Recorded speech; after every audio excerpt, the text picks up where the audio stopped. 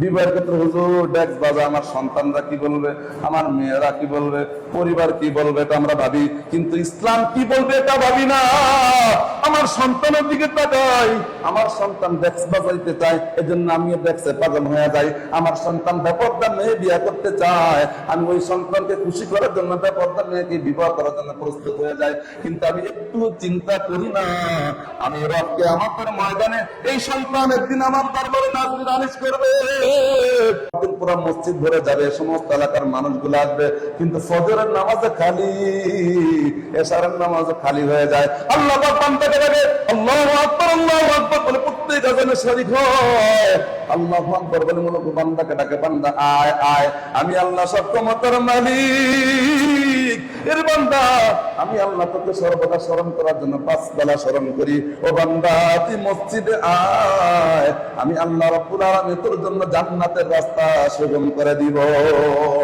আতিনা দান দুনিয়া মা হাসান, আতিনা ফি দার উকবানা হাসান, ইয়া গিয়াসাল মুস্তাগীফিন হদিনা লাফতিকারা বিল উলুমি ওয়াল গিনা, বাদরাকুন রাতুনারি বারকামাল, আনতা রাব্বি আনতা হাসবি দুল জালাল, তুমি কাদের জলিলুল্লাহ জাহাদার, মাহরুম আলা তুই মেরান গাদার।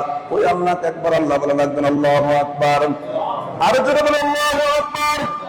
আল্লাহ চাহে বান্দা আমি তোমাকে ডাকি, যদিও দেখো মসজিদের মাইক থেকে আল্লাহু আকবার ধ্বনি হয়, মূলত এই ডাকটা দুনিয়ার কারণ নয়, বরং লাউহে মাহফুজ থেকে আমি আল্লাহ তোকে আদর করে আমার নামাজের দিকে ডাকি।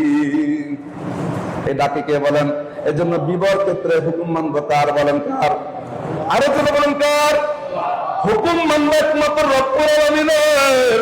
নামাজের ক্ষেত্রে হুকুম, ইবাদতের ক্ষেত্রে হুকুম, ব্যবসার ক্ষেত্রে রব্বুল আলামিনের হুকুম, জীবন চলার ক্ষেত্রে রব্বুল আলামিনের হুকুম। কিন্তু আমরা মনে করি সব বিধান হুজুরদের জন্য, ওলামায়ে কেরামের জন্য, যারা দ্বীনের দায়ী তাদের জন্য, আমাদের জন্য কোনো বিধান নাই। এজন্য বিবাহের ক্ষেত্রে আমরা সন্তানকে মানুষ করার ক্ষেত্রে লক্ষ্য করি না, আমরা সন্তানের ভবিষ্যৎ নিয়ে ভাবি, সন্তান কিভাবে ইঞ্জিনিয়ার হওয়া যায়, ডাক্তার হওয়া যায়, বৈজ্ঞানিক হওয়া যায়। এই ডাক্তার হওয়া সমস্যা না, ইঞ্জিনিয়ার হওয়া সমস্যা না, প্রধানমন্ত্রী হওয়া সমস্যা নয়। সমস্যা হলো আপনি আগে রব্বুল আলামিনের সাথে তাকে তাআল্লুক করেন, সম্পর্ক তৈরি করা। আপনি তাকে দুনিয়ার যে প্রান্তে ছেড়ে দেন, যত কিছু, তার কোনো সমস্যা হবে না, সে রব্বুল আলামিনের পরিচয় পেয়ে যাবে। এজন্য কবি ইকবাল বলেছেন, তুম শৌক সে কলেজ মে পড়ো, পার্কে মে ঘুমো, जायज में गुबारू में ओ चरखे में जुनो, आए तो सुकून सबसे बड़ी जिसकी रबियत, तुम अल्लाह और अपनी हकीकत को ना भूलो। अल्लाह रब्बुल आलमीन তোমাকে দুনিয়া রিসার্চের জন্য বানিয়েছেন। তাফাক্কুর ফিল্লাহ, তাফাক্কুর ফি খালকিল্লাহ ওয়ালা তাফাক্কুর ফিল্লাহ। আল্লাহ বলতেছে বান্দা আমার মাখলুক নিয়ে গবেষণা করো, আমি আল্লাহকে পেয়ে যাবা। আমাকে নিয়ে গবেষণা করার দরকার নাই, বরং তুমি আমি রব্বুল আলামিনের মাখলুক নিয়ে গবেষণা করো, আমাকে পেয়ে যাবা। এজন্য বিমানে ভ্রমণ করা কোনো কঠিন বিষয় না, বিমানে সওয়ার হওয়া কোনো কঠিন বিষয় নয়, আপনি ডাক্তার হওয়া কোনো কঠিন বিষয় না। ডাক্তার হওয়া নিষেধ না, বৈজ্ঞানিক হওয়া নিষেধ না। নিষেধ কোনটা? নিষেধ হলো আপনি রব্বুল আলামিনকে না চিনা ডাক্তার হন, এই ডাক্তারের কোনো কাজে আসবে না। আসবে কিনা বলেন? এজন্য সর্বপ্রথম আল্লাহর পয়গম্বর বলেন, বিবাহ করার ক্ষেত্রে তোমার ইসলামের নীতিমালা মানতে হবে। মানতে হবে কিনা বলেন?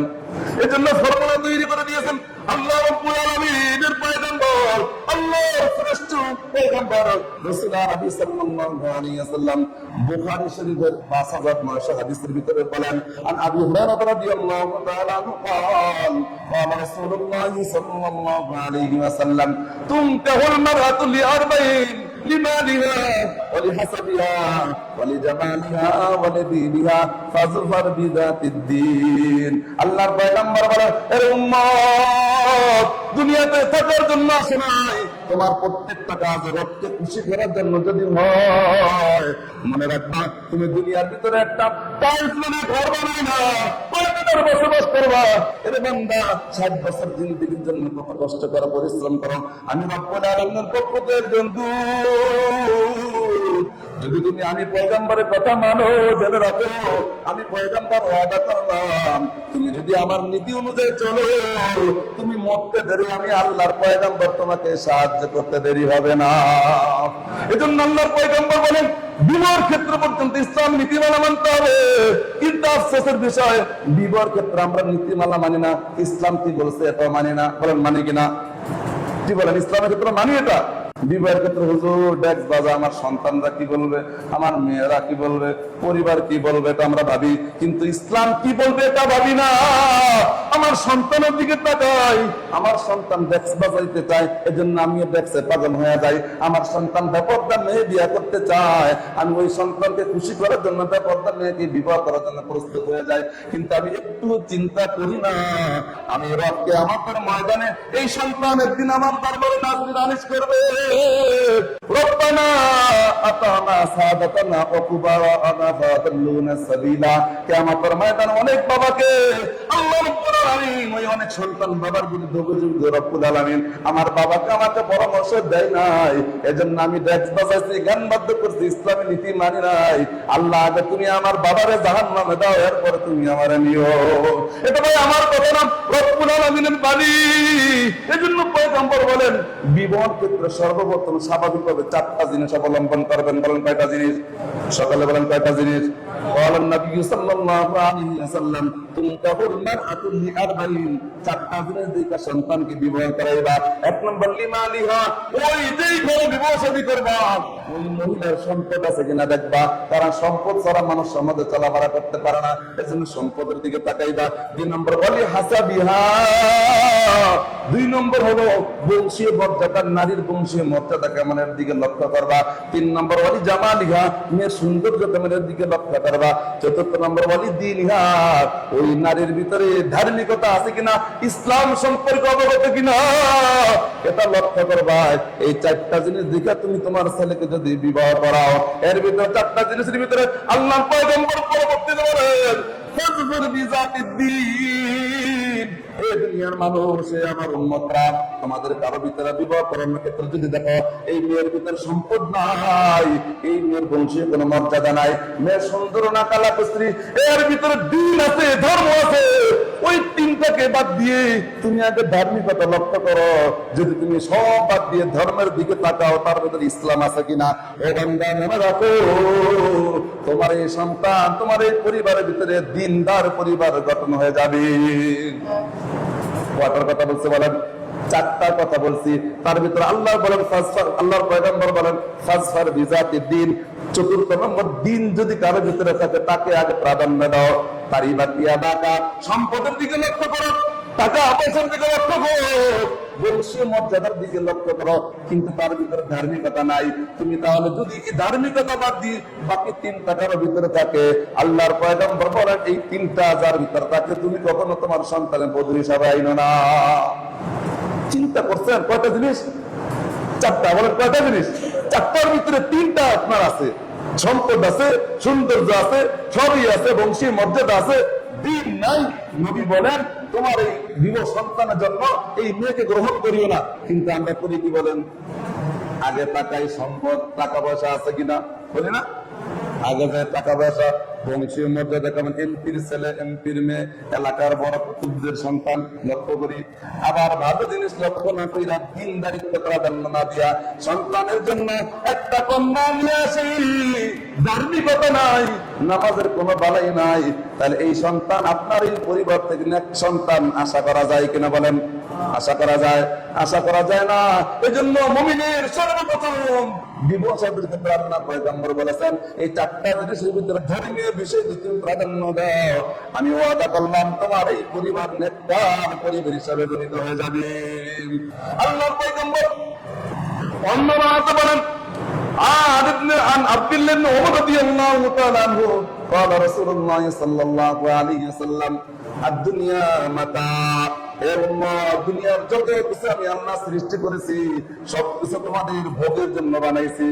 বলেন কিসের জন্য বানাইছে? ভোগের জন্য বানাইছেন। আমরা কিন্তু আল্লাহ পাক খায় না, আল্লাহ পাক পান করেন না। আল্লাহর পয়গম্বর আপনাকে আমাকে দুনিয়াতে পাঠাইছে একমাত্র রব্বুল আলামিন ইবাদত করার জন্য। আল্লাহ বলেন, বান্দা তুমি সব কিছু বাদ দিয়া আমি রব্বুল আলামিনের ইবাদতে ব্যস্ত থাকবা, আর আমি আল্লাহ রব্বুল আলামিন তোমার জন্য রিজিকের সন্ধান করে দিব। আমার আপনার দায়িত্ব কি বলেন? ইবাদত করা। ইবাদত আপনার আমার দায়িত্ব, আর পূর্ণতা আমার রিজিকের ব্যবস্থা করে দিবেন কে? বলেন কে? আল্লাহ রিজিকের ব্যবস্থা করে দিবেন। এজন্য আল্লাহ বলে, বান্দা দুনিয়ার ভিতরে আল্লাহ পয়গম্বর বলেন, দুনিয়া সমস্ত তোমাদের জন্য কল্যাণকর জিনিস, সবকিছু ভোগ্যের বরজ। আর দুনিয়া মাতা ওয়া খায়রুল মাতা'i দুনিয়া আল মারআতু সালিহা। দুনিয়ার ভিতরে যত ভোগ্য বস্তু আছে, নারী দেখো, যা কিছু দেখো, এর ভিতরে সবচেয়ে উত্তম ভোগ্য বস্তু হলো একজন নেককার নারী। সুবহানাল্লাহ। কি নারী? একজন নেককার নারী যদি আপনার সন্তানের বধূ হিসাবে আনতে পারে, আপনার ওই ঘর থেকে দ্বীনের দাওয়াত শুরু হবে।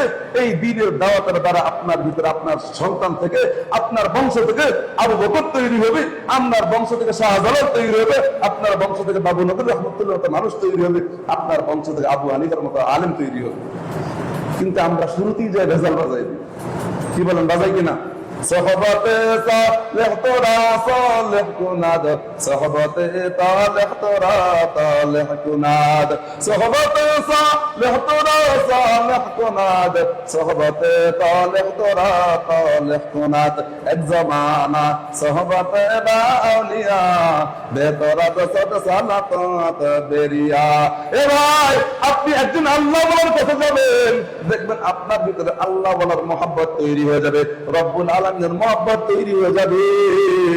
আর আপনি যদি একজন কামারের কাছে যান, ওই আতর বলার কাছে কিনা আতরের গ্রাম পাওয়া যায়, কামার বলার কাছে যদি যান, তাহলে কামার একটা আগুনের ফুলকি আপনার ভিতরে এসে নষ্ট হয়ে যেতে পারে। এজন্য উলামায়ে কেরামের মজলিসে যদি আপনি যান, আপনার ভিতরে রব্বুল আলামিনের হুকুম চলে আসবে, রব্বুল আলামিনের মহব্বত চলে আসবে। এজন্য আপনাদের এই সমাজে উলামায়ে কেরাম দ্বীনের দাওয়াতের প্রচার করতেছেন, ওয়াজের মাধ্যমে, বিভিন্ন টেলিভিশনের মাধ্যমে, বিভিন্ন প্রচারের মাধ্যমে, অনলাইন, ফেসবুক, সব জায়গায় উলামায়ে কেরামের বয়ান পাবেন। আবার দ্বীনি লাইনে সাধারণ কিছু মুসলমানে কেরাম যারা দ্বীনের ভোজন করে আসছে, কারণ এই দ্বীনের দায়িত্ব উলামায়ে কেরামকে একা দেন আল্লাহ, বরং এই দ্বীনের দায়িত্ব উম্মতে মুহাম্মাদিকে আল্লাহ রাব্বুল আলামিন স্পেশাল ভাবে হাদিয়া দিয়েছেন। এজন্য আপনাদের ধারে ধারে উলামায়ে কেরাম সহ যারা দ্বীনের দায়ী আছে, এরা আপনাদের ধারে ধারে যায় কেন জানেননি? তার একমাত্র উদ্দেশ্য হলো, আপনি যে আল্লাহকে চিনেন না, অথবা আপনি আল্লাহকে চিনেন কিন্তু আল্লাহকে মানার যোগ্যতা আপনার ভিতরে তৈরি হয় নাই। এজন্য উলামায়ে কেরামগুলো আপনাকে যদি আল্লাহ বানানো যায়, রব্বুল আলামিনের পথ দেখানো যায়, এজন্য আপনাদের ধারে ধারে যায় দ্বীনের দাওয়াত দেয় যে তোমরা মসজিদে আসো, মসজিদে আসলেই তুমি সফলতা পেয়ে যাবা।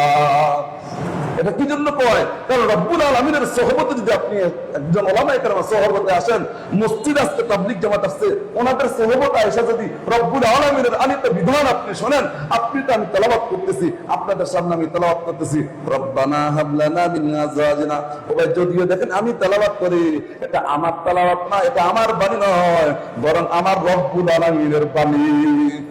যখন আমি আর আপনি আমার রব্বুল আলামিনের বাণী শ্রবণ দিয়ে, মনোযোগ দিয়ে শ্রবণ করব, তখন আপনার ভিতরে, আমার ভিতরে স্পিরিয়া থাকবে যে আমার রবের বাণী আমি শুনতেছি, আমার রব জানি কত বড়।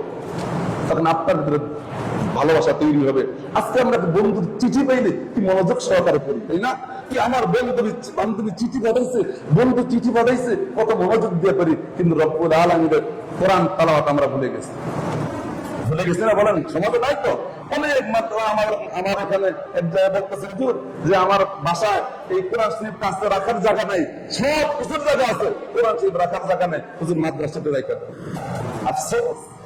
তো বলতেছিলাম, আল্লাহর পয়গম্বর সাল্লাল্লাহু আলাইহি ওয়াসাল্লাম উম্মতকে বিবাহ করার জন্য 4টা পরামর্শ দিয়েছেন। এই যুবক ভাই, শুধু বিবাহের মাধ্যমে তুমি চিন্তা করবা আগামী জীবন আমার ইসলামের জীবন হতে পারে, আমার সন্তানগুলো হয়তো আমি থাকবো না, আমার আগত সন্তানদের দ্বীন শিখে, ইসলাম শিখে।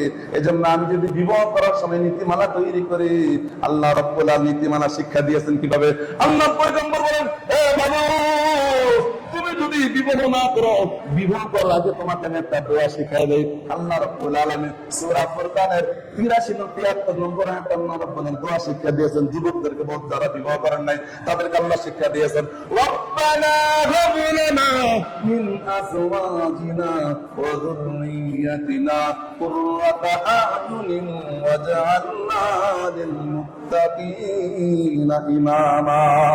আল্লাহ রাব্বুল আলামিন বলেন, হে যুবক, বিবাহ বয়স হয়েছে, কেমন নারী পাইবা, তোমার ভাগ্যে কেমন নারী হয় তুমি তো জানো না। আমি তোমাকে দোয়া শিক্ষা দিয়ে দিই, রব্বানা হাব লানা, এর মালিক তুমি না আমার আদর করে বানাইছো, আল্লাহ আমার একটা জীবন সঙ্গী, এমন একটা জীবন সঙ্গী দাও যেই জীবন সঙ্গী পাইয়া যেন আমার চোখের শীতলতা হয়ে যায়। জোরে সুবহানাল্লাহ। চোখের শীতলতা হয়, অজরুরিয়া, এবং আমার সন্তানগুলো যেন চোখের শীতলতা হয়। আপনি যুবক মানুষ এই যখন দোয়া করবেন, আল্লাহ পাক আপনার পরিবারের ভিতরে আপনার জীবদ্দশায় এমন একজন স্ত্রী দান করতে পারে যে স্ত্রীর দ্বারা আপনি আল্লাহ পাককে পাওয়া সহজ হয়ে যাবে। এরপর অন্য রাতে আছে, আমরা সবসময় বলি রব্বানা আতিনা ফিদ দুনিয়া হাসানা ওয়া ফিল আখিরাতি হাসানাতাও ওয়া কিনা আযাবান নার। ইয়া আল্লাহ তুমি আমাকে দুনিয়ার সমস্ত কল্যাণ দান করো। মুহাদ্দিসিনে কেরাম, মুফাসসিরিনে কেরাম এখানে হাসানা মানে স্ত্রী নিয়ত করছে, অর্থাৎ আপনি যদি নিয়ত করেন আল্লাহ আপনি আমাকে একজন উত্তম স্ত্রী দান করেন, আল্লাহ পাক আপনাকে অবশ্যই একজন উত্তম স্ত্রী দান করে দিবেন।